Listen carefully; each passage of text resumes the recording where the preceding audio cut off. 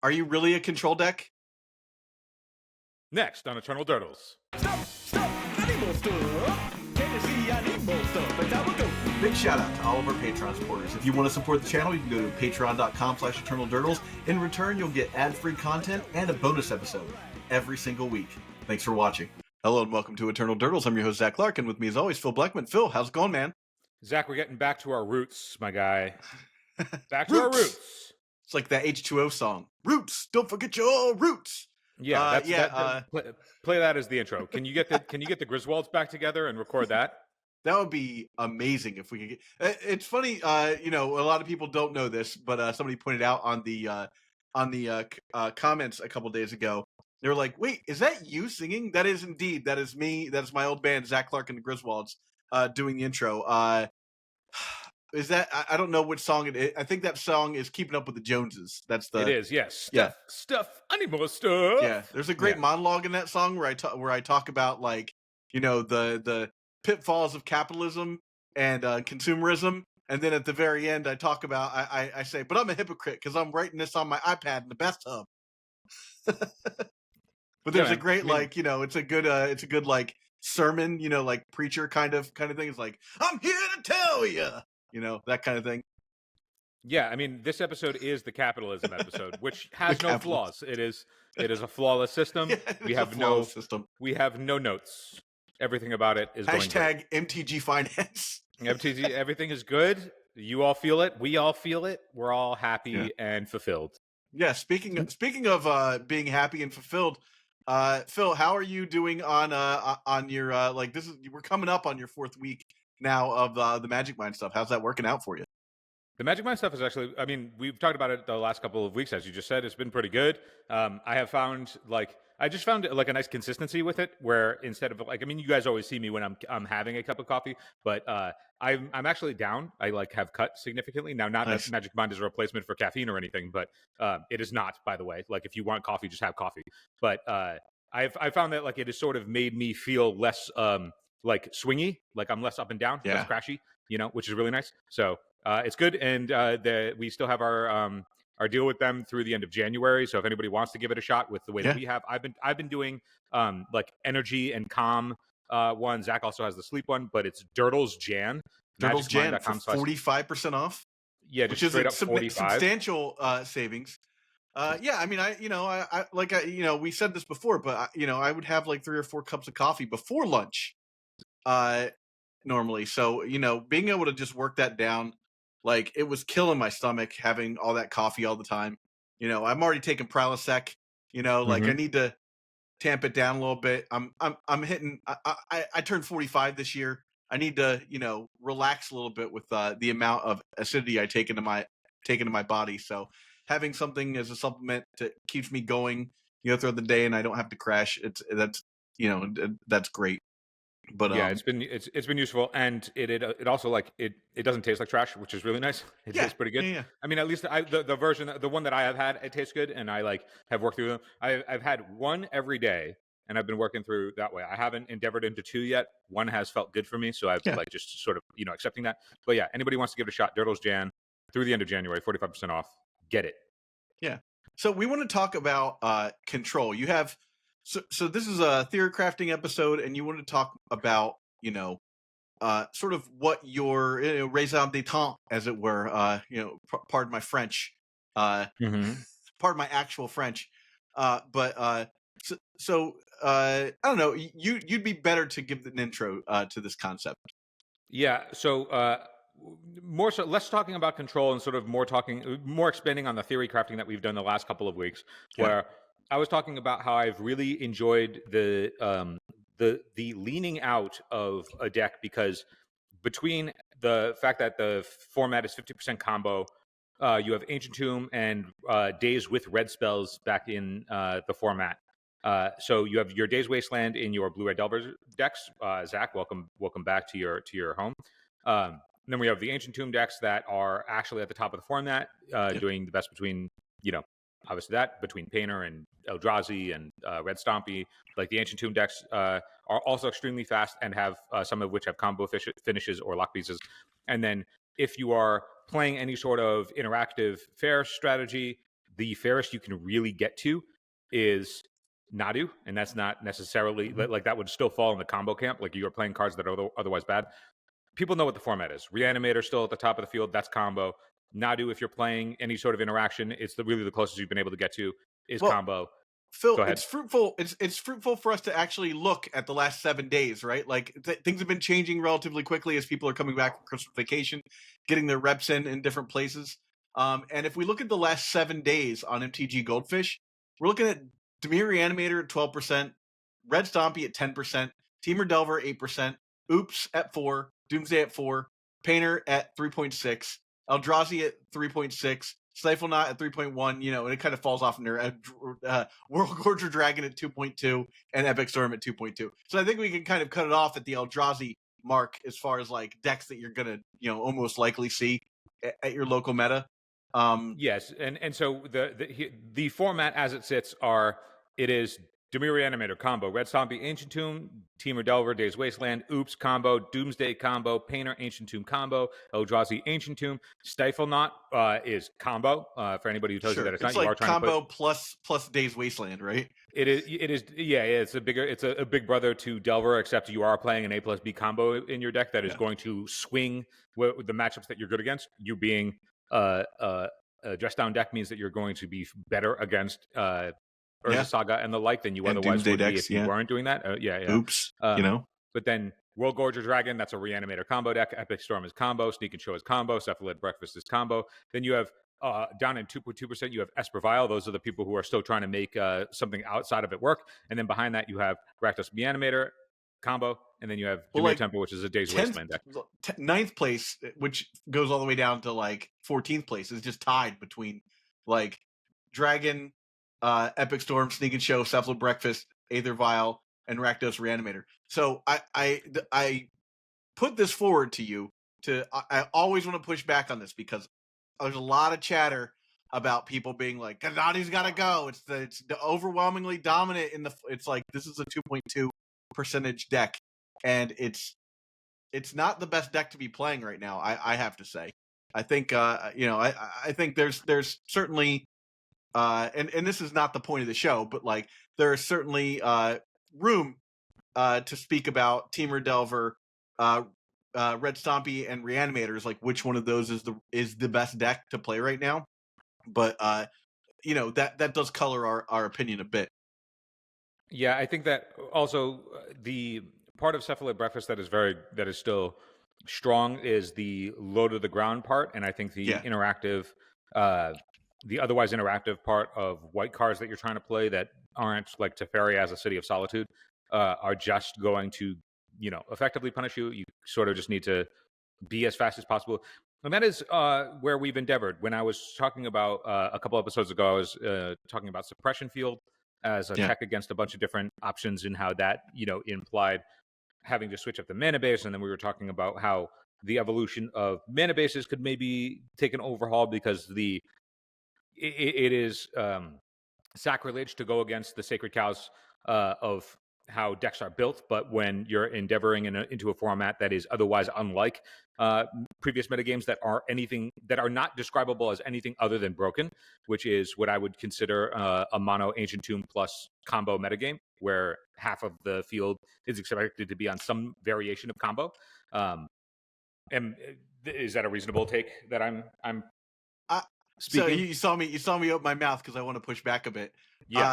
Yeah. Well, I mean, I think we're in a situation now, though, where Delver is holding the line against those two styles of decks. Like you're able, and not to be a Delver stan here, but like that style of deck, that like Days Wasteland style of deck, is putting up numbers and is stopping those decks from being totally dominant. We had that episode,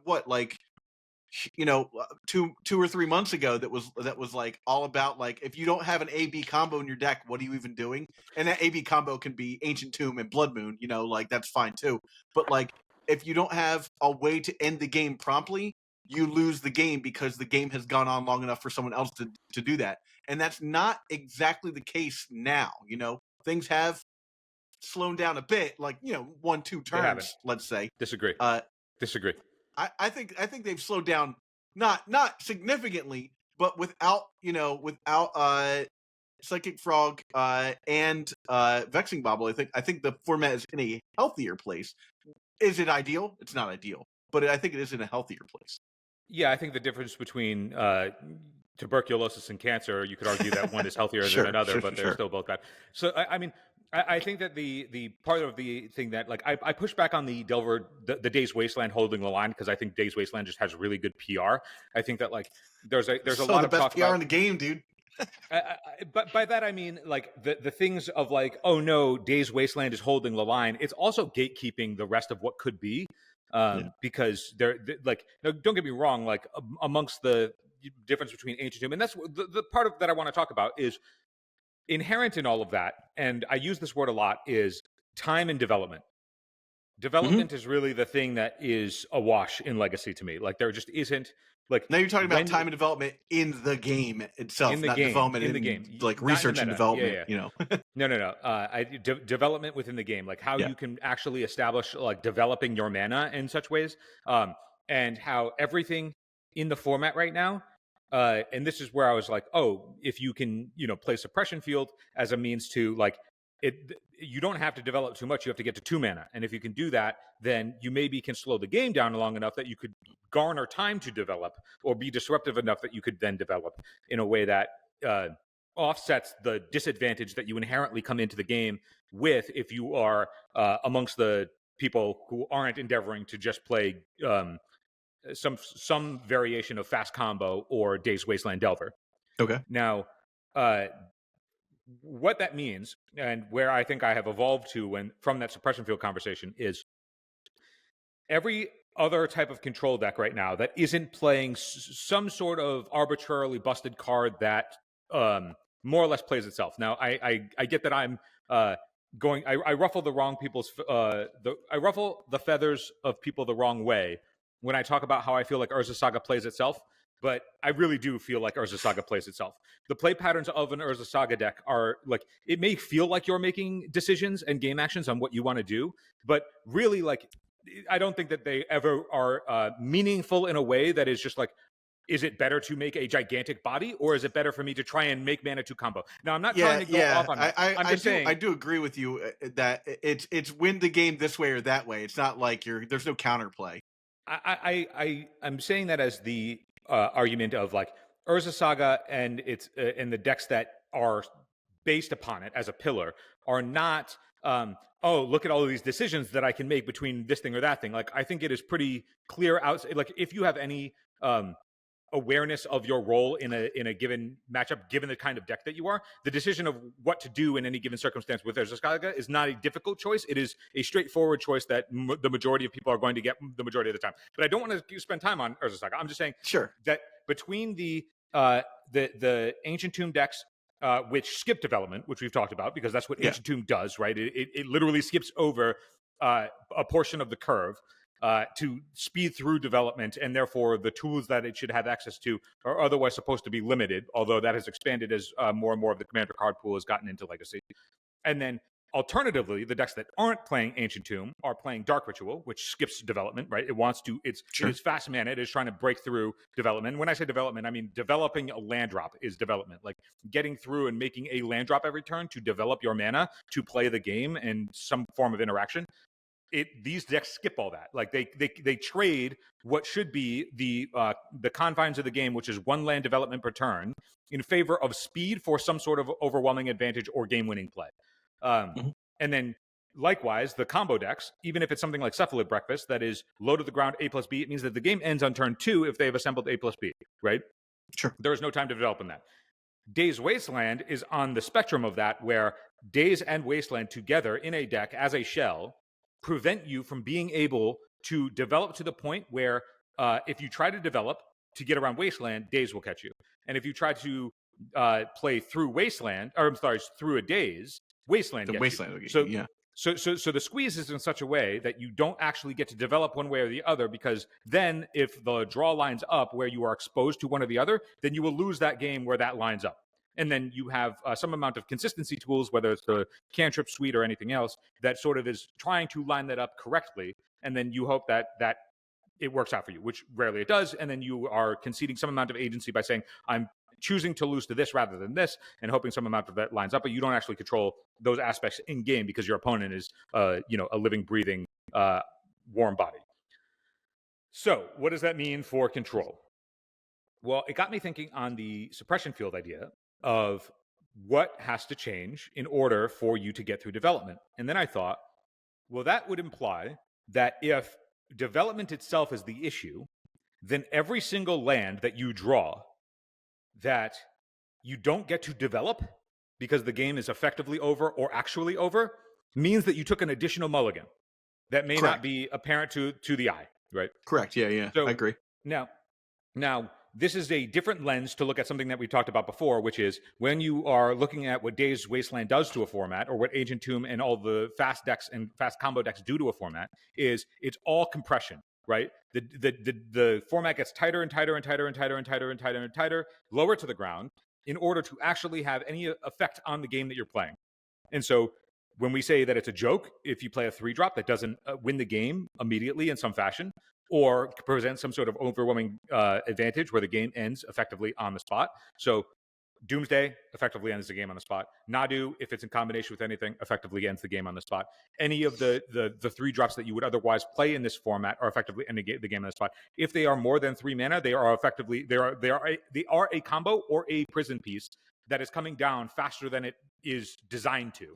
Yeah. Right. So your oops all spells, your 4-drop is coming down way faster. Every 4-drop in Eldrazi is actually a 2-drop, or faster if they're playing the Lotus Petal variations, or the additional the Herald, so the curve comes even lower. So all of these tools, all are to say is that it is all compressing the format.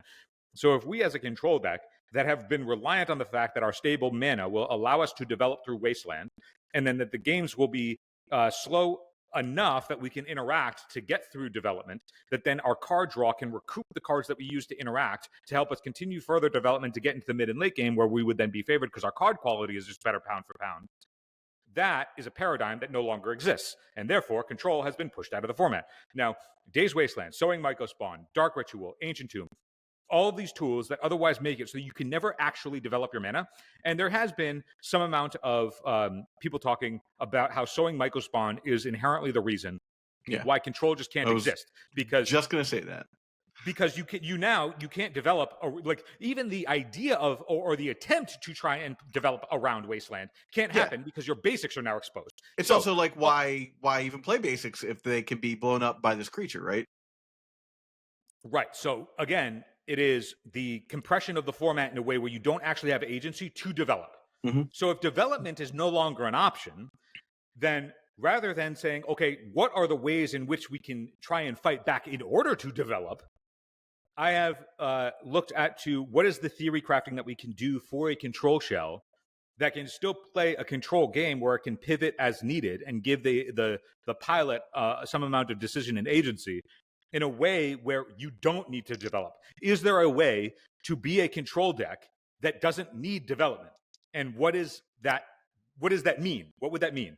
I mean, at first blush, my answer would be to be a tempo deck. To be a tempo deck. Now, if you aren't a deck that is essentially trying, like if you aren't a deck that is punishing development or skipping development the way that all the other decks do, right?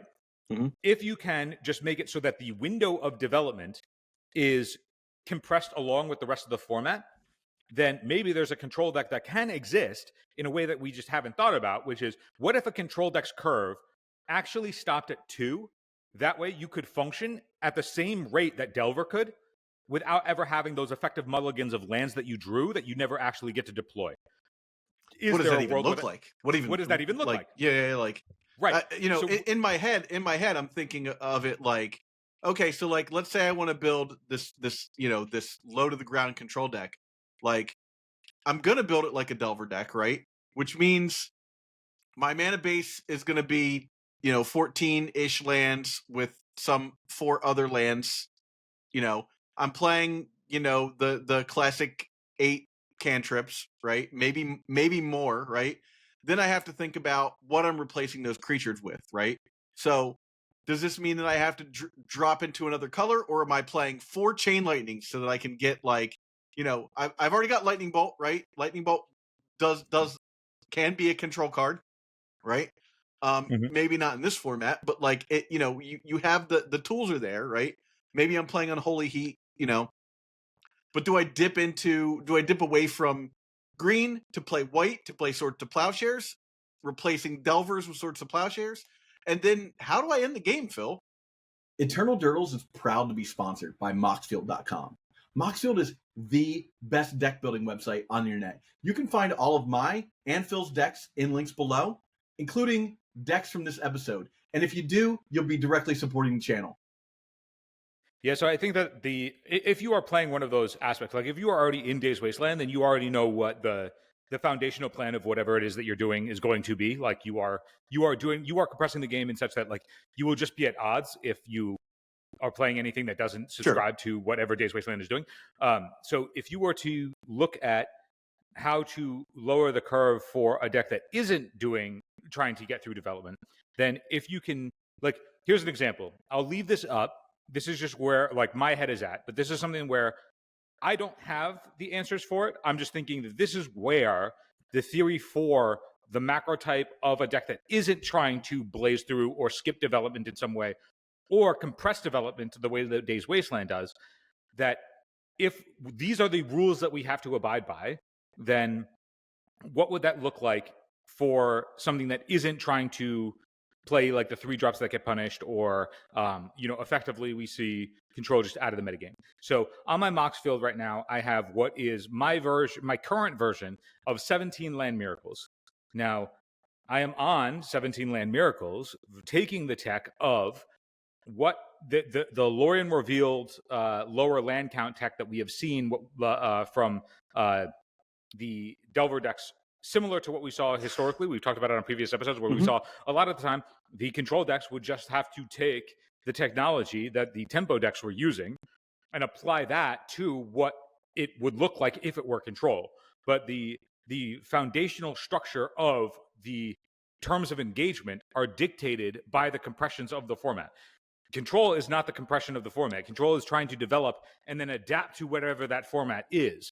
It is not the thing dictating the terms. Days Wasteland, Ancient Tomb, the fast combo decks, they dictate the terms. So if we have to adapt to that, we can't be, the heavyweight lumbering around trying to land a knockout punch. That's a combo deck. And then you can be as lean and move around as that. You can be a Muhammad Ali, or you can be you can't. If you're just trying to land the one big haymaker, you're just going to get beat up, right? There will be times where you land the punch in some games and it works and it's fine, but like it is not going to be consistent, right? Like you are going to have swingier games because you're looking for the big knockout. So to be the counterpuncher that I think the macro archetype of control would need to be, within the confines of, yes, there's Myco Spawn and there's Days Wasteland and there's the fast combo decks and the Ancient Tube decks trying to lock you out or bum rush you or combo you or whatever it may be, that means that you have to be able to, interact faster, and development has to be done. Like whatever that development is, if the game were to go from, okay, we're trying to develop to X mana, what does that mean? And now we need to compress it down. That means that the tools that were playable before within that, with whatever the development possible was, is no longer a thing. So, for example, your Entreat the Angels, your fourth Aerolinguses, your Shark Typhoons, your 3-mana Planeswalkers, your 4-mana Planeswalkers. All of these things are mana intensive. They're mana intensive. They require so much development in order to deploy, and then theoretically, the power level of those cards, pound for pound, versus the things that you're playing against, offset the time and development that it took to get there, right? That is, foundationally, how Magic is supposed to work. The more expensive spells are supposed to be more impactful when you deploy them. But that's just not the world that we live in terms of getting to be, like, actually getting to play them. They may be in other formats, not in Legacy. So I'm saying, what are the tools that we can play that don't require development? They require time. Anything else where if let's say you get through and you are fully developed by turn 2, and then you can just play the game from there in a fully developed state, then the terms of which you need to engage, you can theoretically buy time because you can interact more if you're through development, right? You can actually deploy all of the tools that you've brought to the table. If you are trying to develop Past that point, you either will effectively mulligan because you'll have lands that you didn't get to deploy, Mhm. or you'll effectively mulligan because you'll have tools that you'll never get to deploy because those lands never got to be deployed. You never got to cast the spells. So I if have we, I have a couple of points. One, so in this particular scenario, you had mentioned the Days Wasteland situation, but I was actually thinking of going more of a standstill direction. Remove the wastelands, add the Mishra's factories, remove the standstills, or sorry, remove the dazes, add the standstills, and try like that. But then you brought up a really interesting point, which was your X spells that win the game, your Fourth Aerlingus, Treat the Angels, Shark Typhoon, and this is why why I think Mana Drain being unbanned would give this deck new life, because you would be able to play several Mana Drains and then be like, okay, well, during development, I countered this spell. I've got 3 extra mana during 2 or 3 extra mana during my turn. Now I can slam the door closed and try and win the game. the reason that I think that Mana Drain could come off and would still see no play in the current environment is, I agree with you that like it could come off and be a tool that's useful, because the mana that you would gain back from countering something if you were fully developed by 2 mana would be able to surge you through something that, if there's a kicker or some additional outlet for the additional mana dump, ring, but what have you. If you got to that time, Mana Drain would be one of those cards that is in a fully developed state, not one of the cards that is helping you get there. And the point that this long roundabout point that I'm making to get to is the trade-off for compressing all the way down to development is done by 2.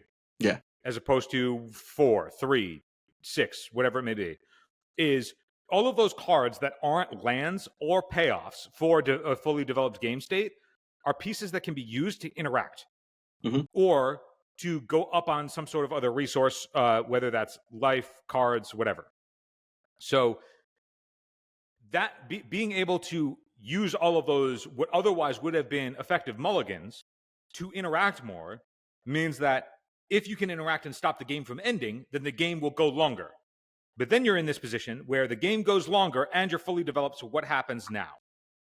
And that's where I'm pointing people towards what are the tools that work in both the getting to development, which has to end at 2 because Days and Wasteland say so, and what is then powerful pound for pound when the game goes beyond that in a fully developed state. What are the cards that have the crossover of being both good through early development, where you need to stop at 2, and actually past the point where you actually need to convert your cards being more powerful pound for pound than what the other decks are doing? I mean, the first thing that comes to my mind is Triumph of St. Catherine. Triumph of St. Catherine is a good example. Of being able to compress the curve down, right? It stops at 2, and it just requires some amount of setup, right? Like if you draw it in the early game, that's bad, but if you slam it on 2 and they have to interact, that's good. It's a little bit inflexible, right? Yeah. Triumph is a bit inflexible in these times because the window of which it has to be effective within those confines is narrow. Yeah, but not necessarily offbeat. That's a good idea, right? Like that's where I mean, like, and I think we sort of got to this sense of it during Eternal Weekend. I played a 4 Triumph list at Eternal Weekend, sort of feeling or intuiting this progression of where the format is and the curve needing to come down, but not fully internalizing it to the point where the deck wasn't optimized. And I guess that shows in a 50% win rate at Eternal Weekend.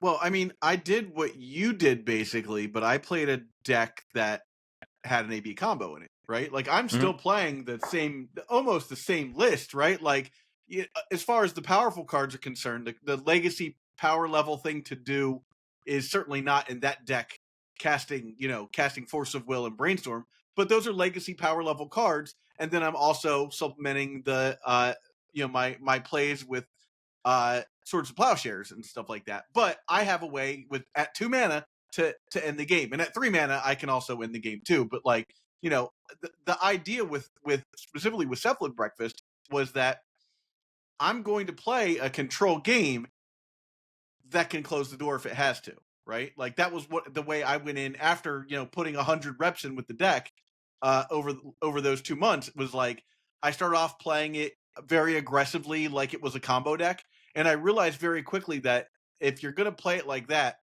you've got to be very lucky. But if you play it more conservatively, more like a control deck that has a combo, sort of a lot like what Splinter Twin.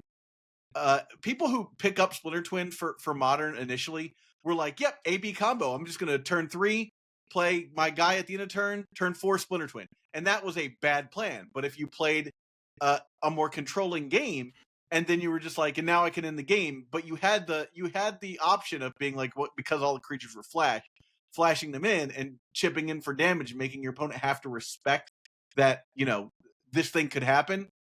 So they had to hold up removal. I say all that to say this.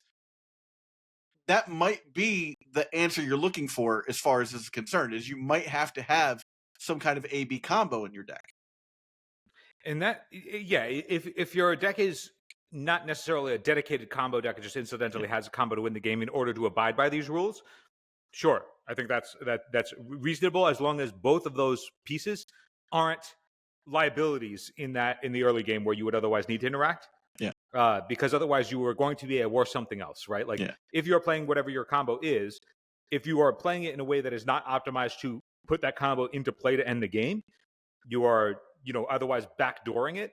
That if the pieces to that combo aren't going to help you otherwise during the times where you're not comboing, then it is going to be a liability and an effective mulligan. Essentially, I'm trying to figure out what are the tools that we can play within the confines of this format that we don't take on more effective mulligans where there's just dead cards in our hand that we don't get to deploy when we need to deploy them. Yeah. Because if you don't have the optionality to deploy all of the tools that you're sleeving up, you just get punished for it in ways that the other decks don't. Like, Delver is never going to have a tool it can't deploy unless something has gone off the rails or some sort of variance has hit it, right? Like, you don't hit you get wastelanded off your first land drop, never hit a second land or whatever, right? But like, outside of those extreme circumstances, when you sit down with that shell, like, you are optimized to play on 1 mana or 2 mana tops, and that's it, and everything else is gold. Like, you everything is good at the beginning of the game and in the late game. Now, there's enough card quality within that deck, and why it's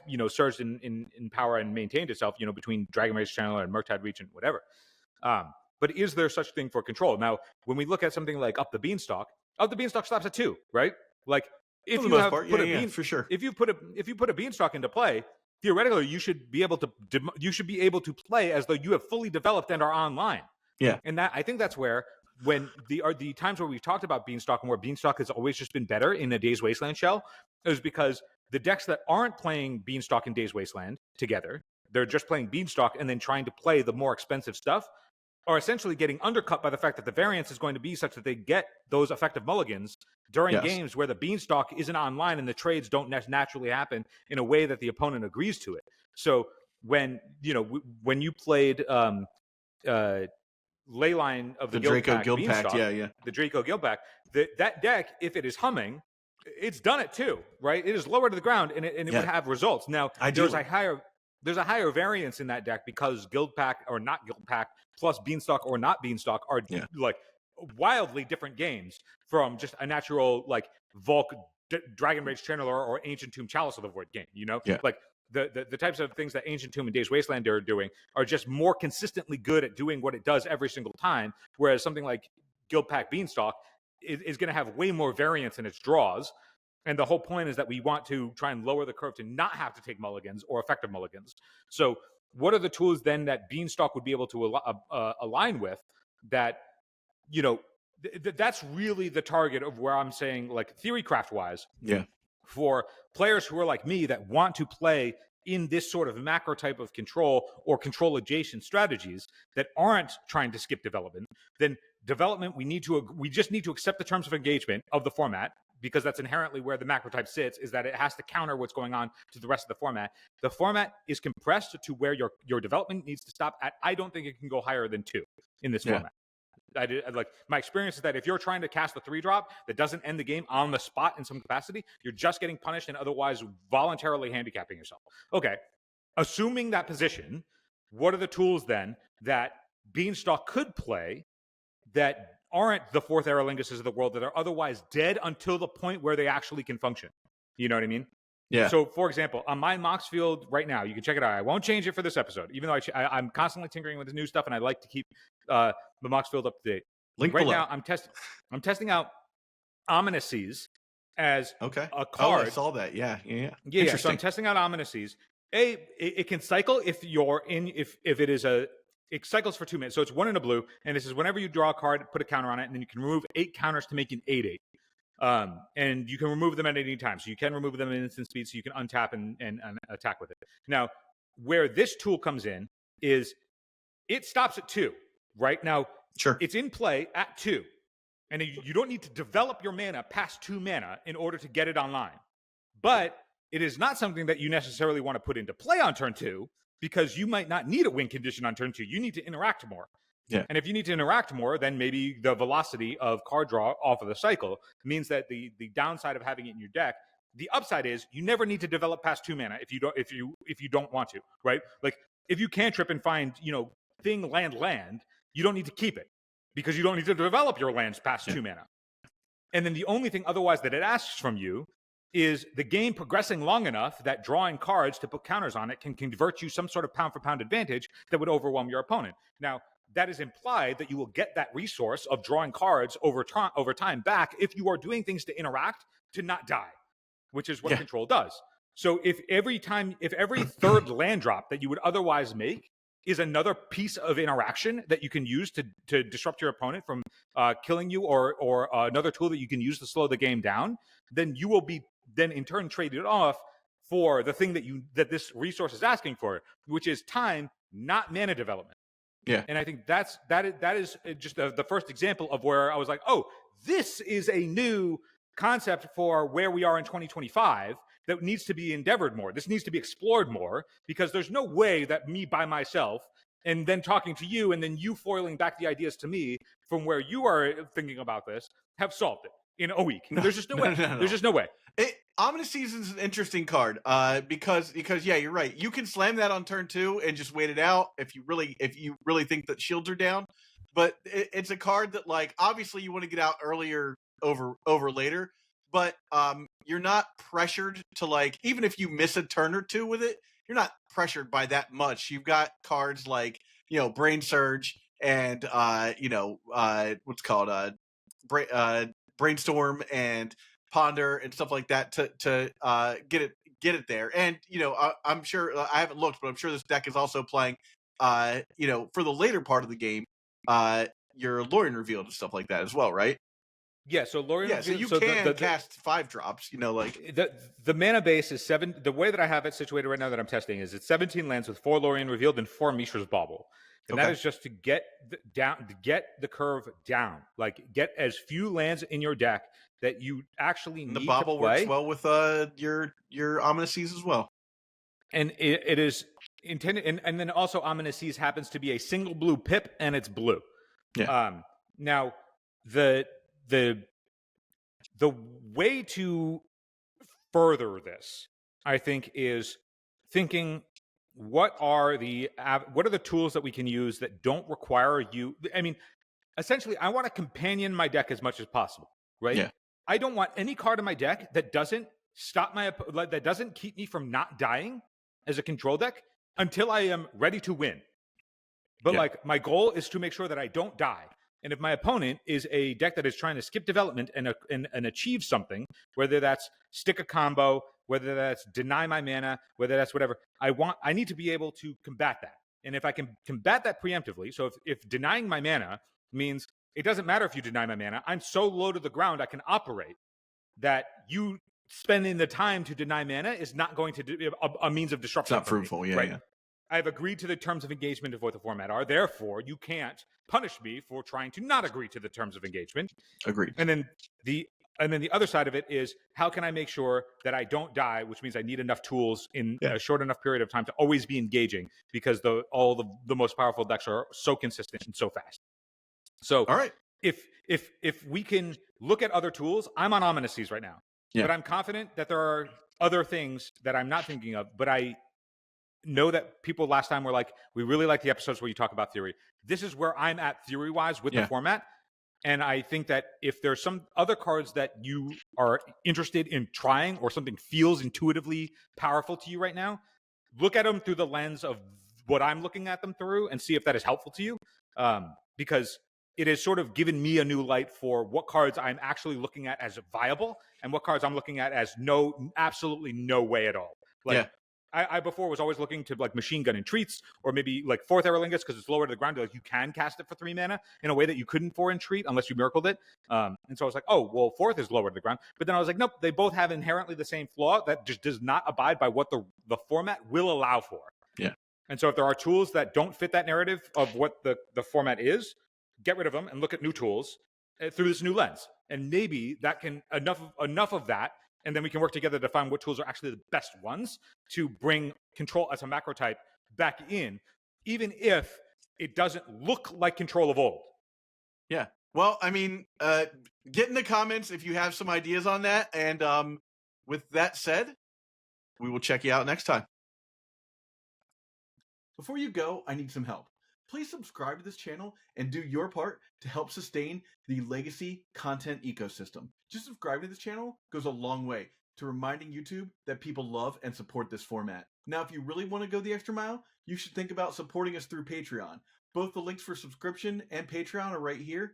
And if you're listening on an audio format, you can go to patreon.com/eternaldurdles. Thanks so much for watching.